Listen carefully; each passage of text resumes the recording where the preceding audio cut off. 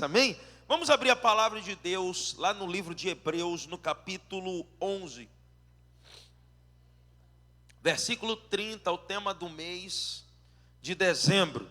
Olha para a pessoa que está do teu lado e diz para ela: dezembro será o melhor. Espera aí, vou te explicar como é que você vai dizer. Você vai olhar para a pessoa do seu lado, você vai dizer com convicção. Veja, vou dar uma palhinha. Olha como o texto começa: pela fé. Diga comigo: pela fé. O que é fé? A fé é você achar que algo bom vai acontecer, amém? Errado, gente. Aonde que fé é isso? Aonde que fé é isso, gente? A fé é a certeza, é a convicção. Diga comigo: fé é certeza, fé é convicção.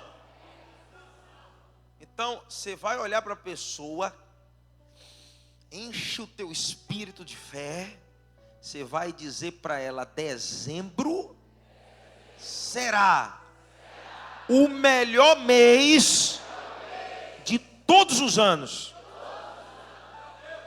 Olha, não é o melhor mês, calma que você vai aplaudir o Senhor daqui a pouco. Não é o melhor mês de 2014, é o melhor mês de todos os anos. Deus vai te surpreender. Às vezes a gente fica pensando: mas Deus, será? Será não, creia. A Bíblia diz: crede no Senhor vosso Deus e estareis seguros. Crede nos vossos profetas e prosperareis. Deus me levantou como profeta sobre a tua vida. E quando você crê na palavra, a palavra prospera na tua vida, porque não é a minha palavra. Ei, o profeta não fala aquilo que ele acha. O profeta é um oráculo de Deus. Profeta que fala o que acha não é profeta. O que ele libera é profetada. Mas profeta que fala aquilo que a palavra de Deus diz é profeta. Sabe por quê? Porque aquilo que a palavra de Deus declara se cumpre na nossa vida. Então esse será o melhor mês de todos os anos. Por quê? E eu quero liberar sobre vocês uma palavra que o Espírito Santo de Deus liberou sobre a minha vida. Hebreus 11:30 diz assim: pela fé ruíram as muralhas de Jericó. Diga comigo: pela fé caíram por terra as muralhas de Jericó. Você sabe o que significa a palavra Jericó? Olha que coisa interessante. Jericó significa lugar de fragrância. Faz assim, ó. Você conseguia sentir cheiro gostoso. A palavra Jericó quer dizer lugar de fragrância. É interessante que Jericó era uma cidade notável. Não era notável apenas por sua fortaleza. É interessante que quando a gente prega sobre Jericó, a gente só prega sobre as muralhas. É ou não é verdade? E às vezes a gente apenas aponta Jericó como um lugar amaldiçoado, porque Josué, depois que as muralhas caíram, ele lançou um decreto, uma promessa. Ele disse: quem reedificar os teus muros será amaldiçoado. Mas é interessante que a Bíblia mostra que Jericó também é lugar de milagre. Jericó também é lugar aonde o encontro com a presença do Senhor é inevitável. É interessante que a Bíblia conta uma história de um cego de nascença. Ou melhor, um cego, ele não era de nascença, um cego. E é interessante que o nome daquele cego era Bartimeu. E esse cego encontra Jesus em que lugar? Você lembra?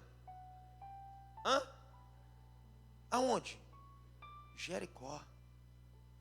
A gente canta até a música, o cego de Jericó. Não, não. Já mudei a música. Que música é essa, gente?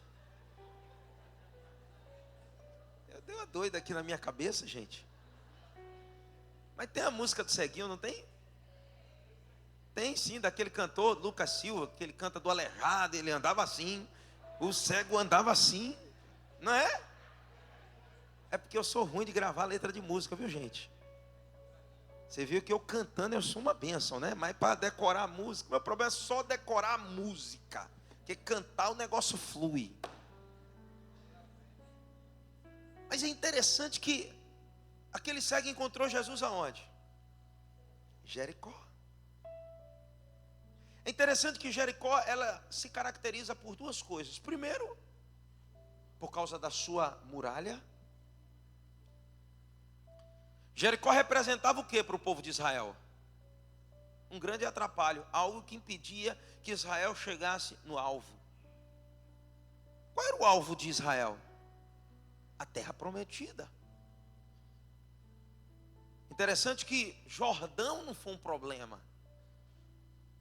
Jordão resolveu facinho. Eles quando chegam no Jordão já tinha promessa. Você manda a arca do Senhor na frente, junto com os sacerdotes. Quando eles pisarem logo na beira do rio, o rio vai se abrir. E é interessante que foi o que aconteceu. Mas quando chega diante de Jericó, Josué busca o Senhor.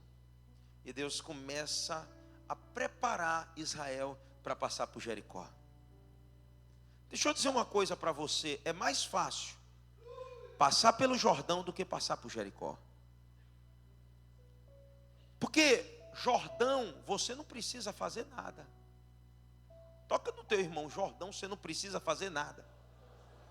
Jordão quem faz é o Senhor. Por quê? Porque Jordão representa a morte, a minha morte. Jordão representa um novo nascimento. Eu sendo atraído. Olha quem faz. João 12, 32. E eu, quando for levantado da terra, todos atrairei a mim. Deus, através de Jesus, nos atrai a Jesus para a morte. Jordão representa a morte.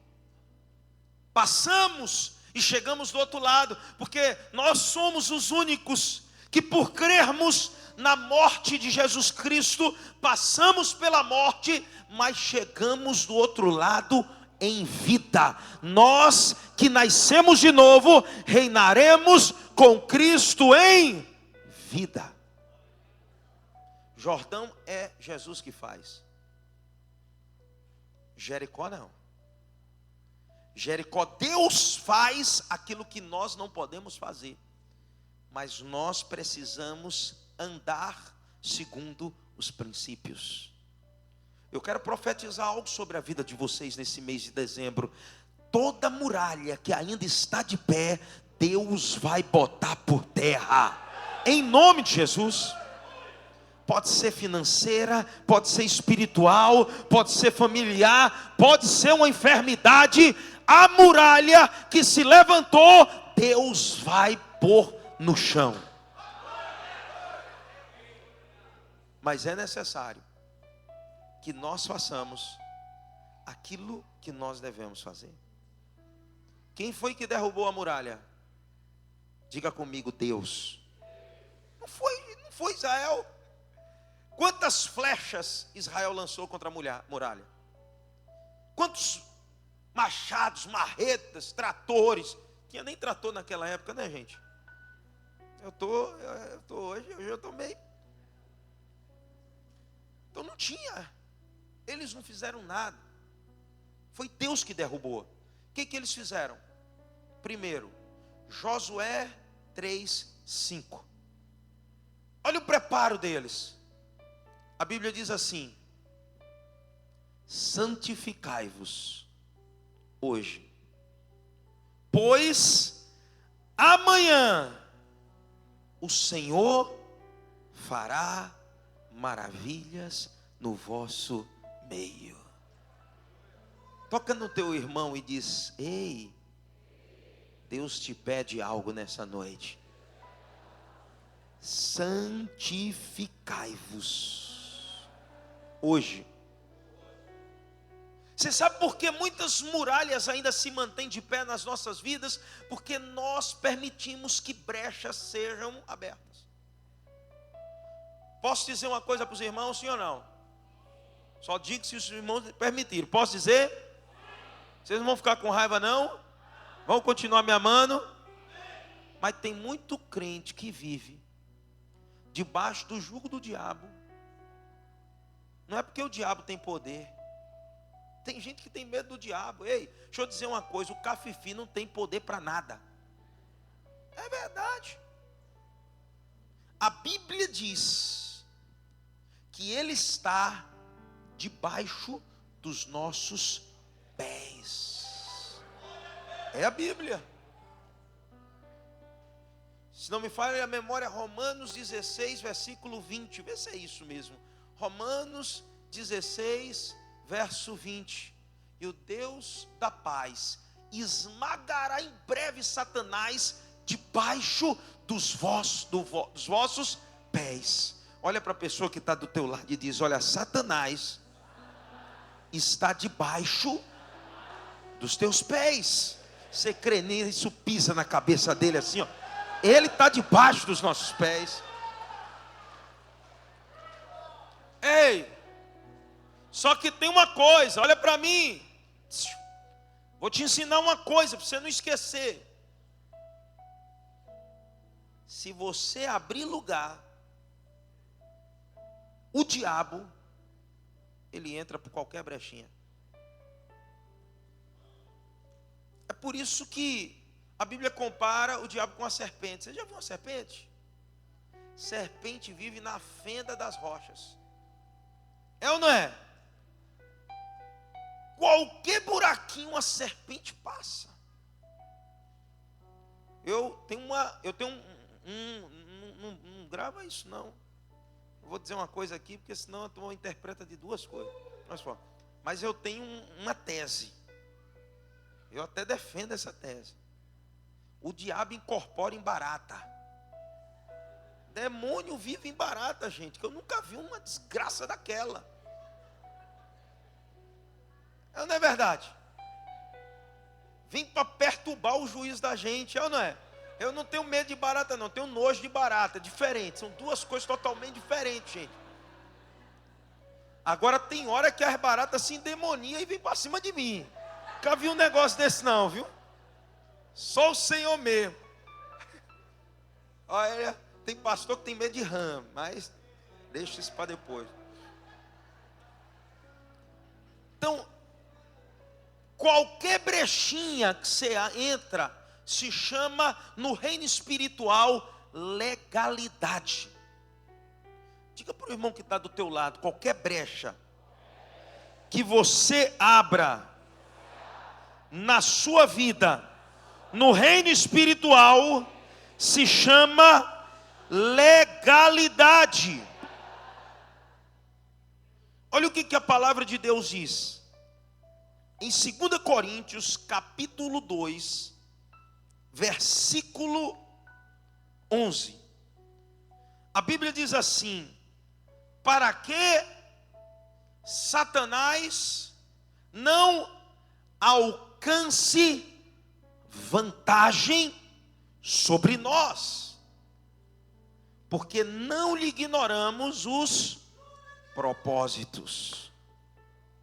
Você sabe o que isso quer dizer? É que o diabo tem um propósito. Uma vida sem propósito nunca chega em lugar nenhum. Toca no seu irmão e diz para ele: querido, peça a Deus para Ele plantar sonhos no teu coração e propósitos no teu coração. Esse mês nós vamos estar recebendo o livro dos sonhos. Você já vai se preparando, gerando expectativa no teu coração e pedindo a Deus: Deus, o que é que o Senhor quer para mim para o ano de 2015? Deus vai te dar os planos para 2015. Uma ideia de Deus muda a tua história. Deus vai te dar ideias para o ano de 2015, em nome de Jesus. Até o diabo tem planos. Por isso que a gente tem que entender isso. Qual o plano dele? É encontrar vantagem, é destruir a tua vida. Como é que ele encontra vantagem? Versículo 15 ele fala sobre pecado. Versículo 15 fala, ou versículo 10 fala sobre pecado. Olha o que a palavra de Deus diz: a quem perdoais alguma coisa, também perdoo, porque de fato que tenho perdoado. Se alguma coisa tenho perdoado, por causa de vós o fiz na presença de Cristo. Ele está falando sobre perdão. Ele está falando sobre liberar perdão. Ele diz: olha, se você não libera perdão, você deixou uma brecha para o diabo, e ele vai levantar um muro, impedindo que você tenha acesso àquilo que Deus prometeu para você. Lembra que Israel estava indo em direção ao quê? A terra prometida. A única coisa que pode me impedir de desfrutar daquilo que Deus tem para a minha vida se chama pecado. Isaías 59, versículo 1 vai dizer: eis que a mão de Deus não está encolhida. Diga para o seu irmão: a mão de Deus não está encolhida, a mão de Deus está estendida para você. A Bíblia continua dizendo: nem os seus ouvidos tapados, para não ouvir a tua oração. Só que há um detalhe aqui. Verso 2 vai dizer: mas as vossas iniquidades fazem separação entre vós e o vosso Deus, e os vossos pecados encobrem o seu rosto de vós, para que vos não ouça.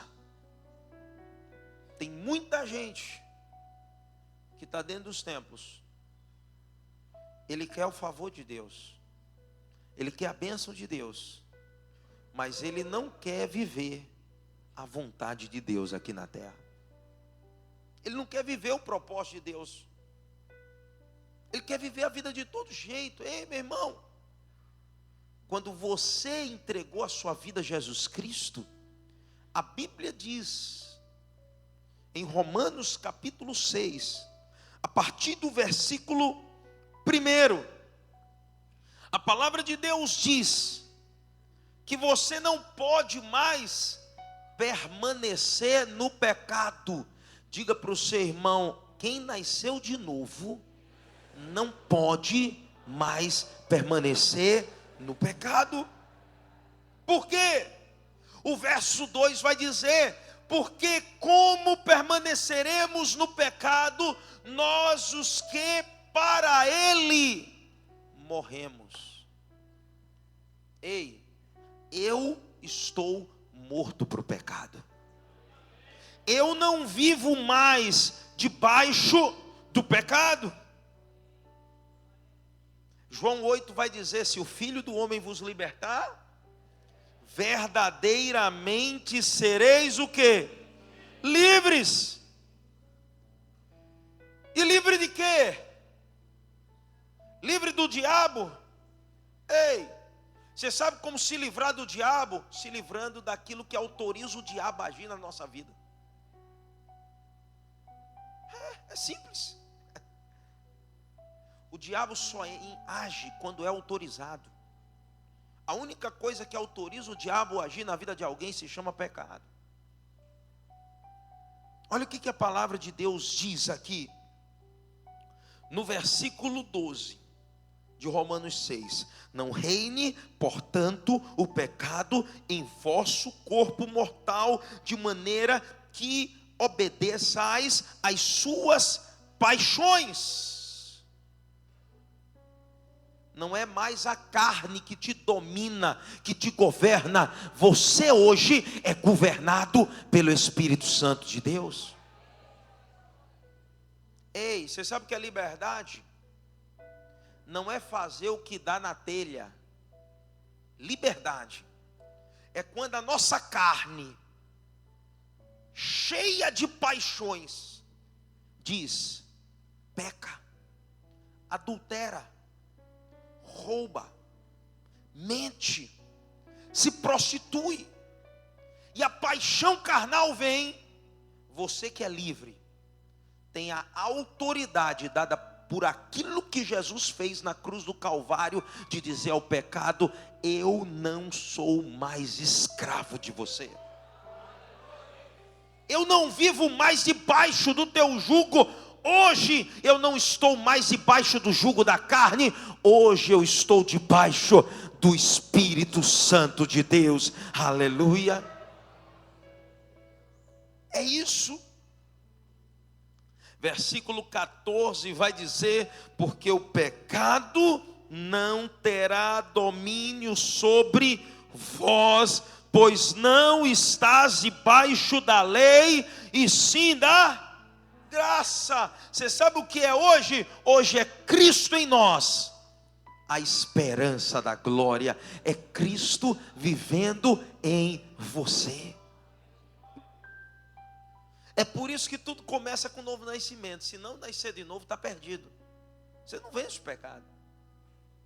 Porque para vencer o pecado não é você. Para vencer o pecado é Jesus vivendo em você. É o Espírito Santo de Deus vivendo em você.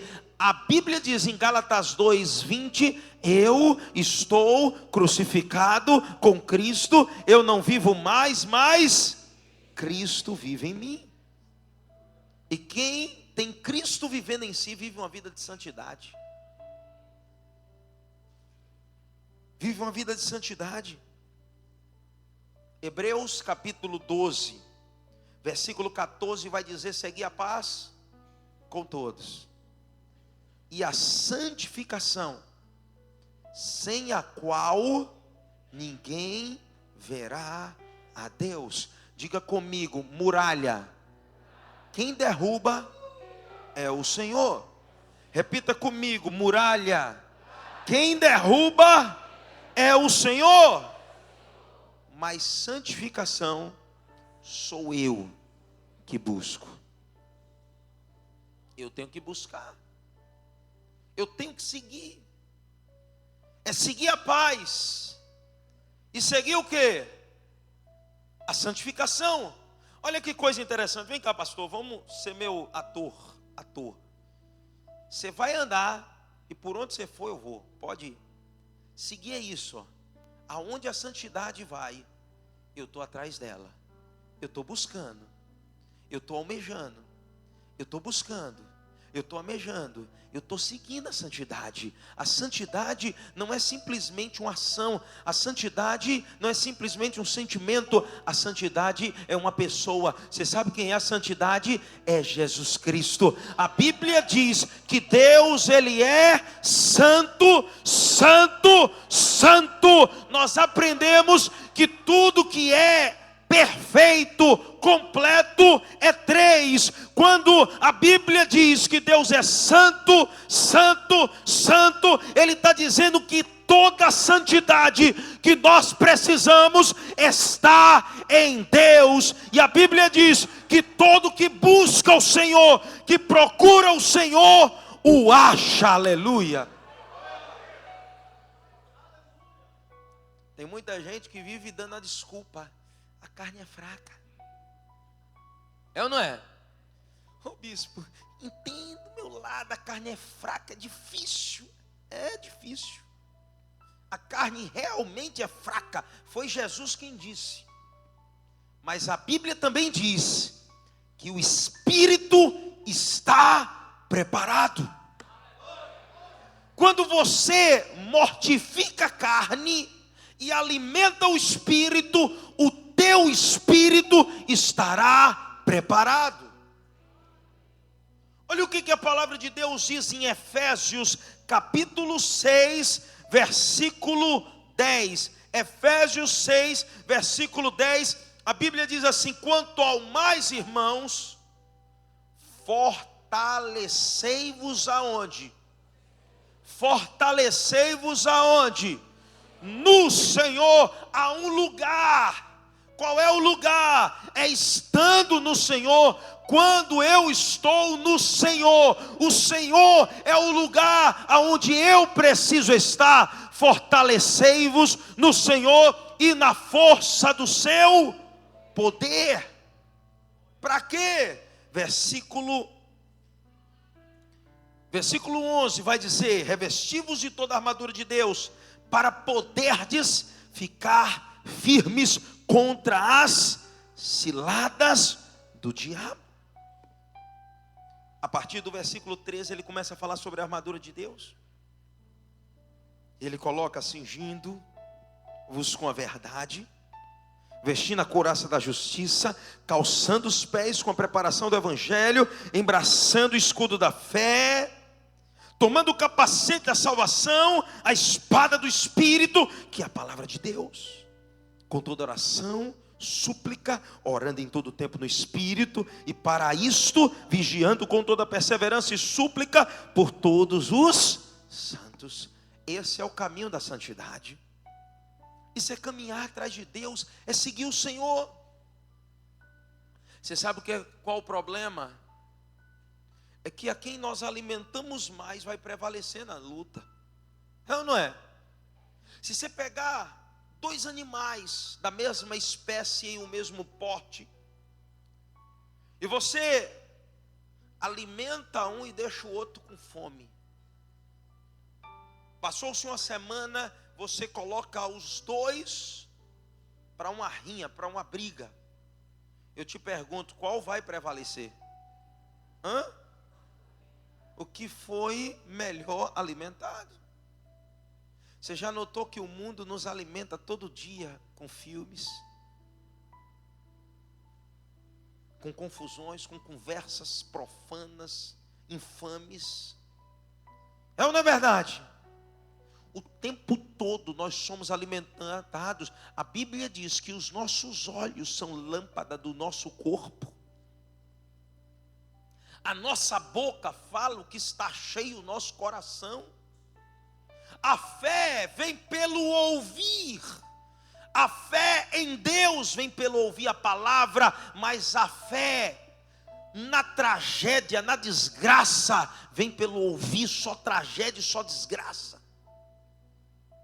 Você é alimentado pelo que você vê. Você é alimentado pelo que você ouve. O que você vê, o que você ouve, se torna as escrituras do teu coração. A tua boca vai falar aquilo que está escrito, sendo impresso no teu coração.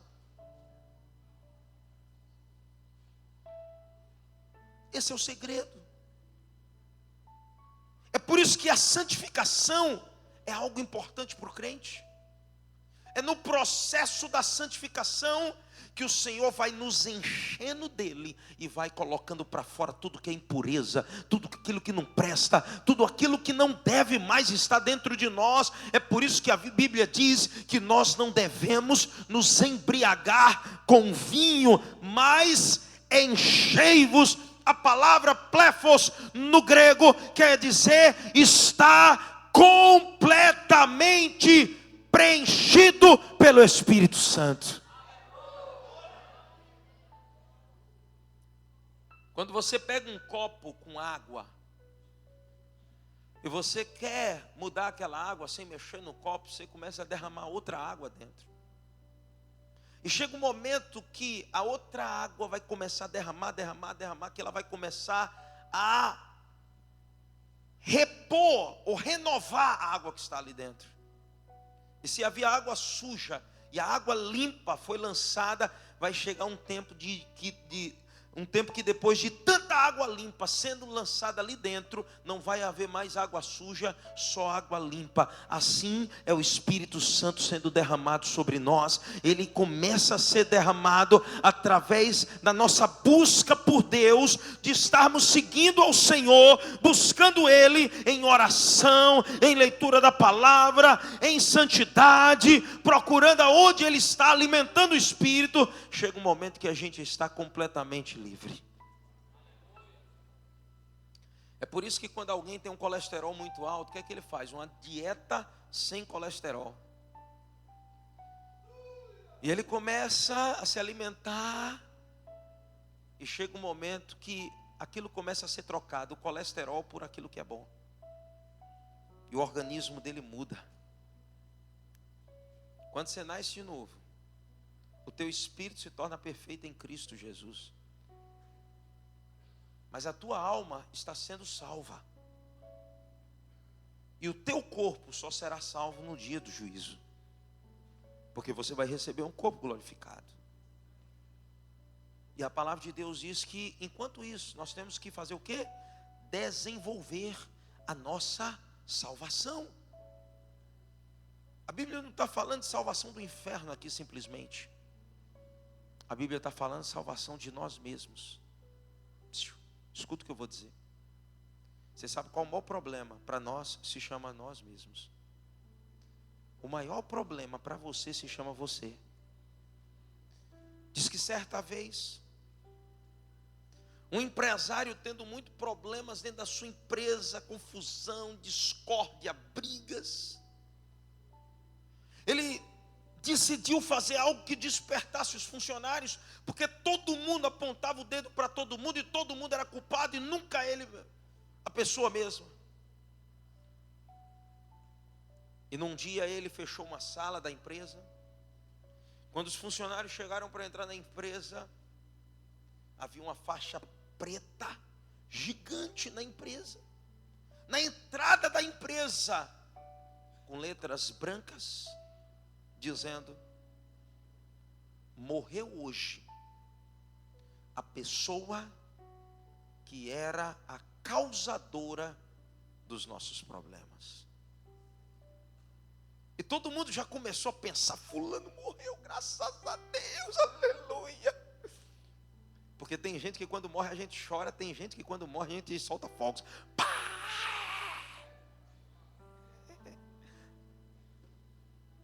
E aí, havia um caixão naquela sala, e eles entraram, e cada um com o rosto sorrindo, ia lá, morreu fulano. Quando olhava para o caixão, voltava triste. Voltava triste. E alguém ficou impressionado, porque todo mundo está indo como se nada tivesse acontecido, até feliz, e está voltando triste. Será que não é a pessoa que a gente estava pensando que morreu? E aí eles descobriram que no caixão, no visor, havia um espelho. E quando cada pessoa olhava para o caixão, via a sua própria imagem. Você sabe por quê? O maior problema para nós mesmos se chama nós mesmos. Deus não quer te livrar do teu marido, da tua esposa, do teu patrão, do teu amigo, do teu vizinho, do teu irmão. Deus quer te livrar de você mesmo. Esse negócio é tão sério, gente. É tão sério que Deus olhou para a gente e disse: não tem jeito, eu desisto. Aí você diz: bispo, você está dizendo uma heresia. Não, estou dizendo a verdade. Deus desistiu da gente. Ele desistiu tanto que ele disse: a única maneira de eu lidar com eles é matando eles. Eu vou ter que matá-los para substituí-los. No lugar da vida deles, no lugar de Paulo Hortêncio Filho, eu vou botar Jesus Cristo justo. Não tem outra maneira. Não vai adiantar. Quando eu colocar Jesus Cristo justo e Jesus o justo viver em Paulo Hortêncio Filho agora, aí sim, ele vai buscar a santidade, ele vai viver a minha palavra, ele vai andar nos meus preceitos, ele vai seguir os meus princípios. Olha o que diz Gálatas 2:20, a última parte, e ele vai dizer: e a vida que agora eu vivo na carne, a carne ainda é um problema, mas não é um problema insolúvel. Sabe por quê? Porque hoje nessa carne podre habita um novo homem. Esse novo homem é Jesus Cristo, ele habita em mim. Essa vida eu vivo pela fé em Cristo Jesus. Que fé é essa? A fé de que agora não sou mais eu, é Jesus Cristo em mim, é Jesus andando comigo, é Jesus caminhando comigo. É por isso que em Josué 3:5, antes dos muros caírem, o Senhor ordena: santificai-vos, porque amanhã eu farei. Quando você nasce de novo e anda pela santidade, não é mais você que resolve o impossível na tua vida. Há coisas na sua vida que não tem como solucionar nesse ano de 2014. Eu sei que se eu fosse dar oportunidade para cada um contar os seus problemas, pessoas iriam se levantar e dizer: bispo, eu não aguento mais a minha família, não tem jeito, deixa eu te contar a minha história, eu caía depressivo. É verdade. Tem hora que depois de ouvir a história de vocês, eu tenho que botar meu joelho no chão e dizer: pelo amor de Deus, Pai, pega esse fardo dela e meu, porque sozinho eu não consigo carregar não, já tenho os meus problemas ainda dos outros. É ou não é verdade? É por isso, gente, que tem coisas que eu não posso resolver, nem você pode. Não sou eu que faço milagres, não sou eu que opero maravilhas, mas é Jesus Cristo, Senhor. Quando eu me santifico, as maravilhas, os milagres dele começam a acontecer na tua vida. É por isso que todas as muralhas vão cair em nome de Jesus. Porque aonde há santidade, há a manifestação do Espírito do Senhor. Só que a santidade começa pelo novo nascimento. Tem muita gente que está dentro dos templos, mas não está dentro do Senhor.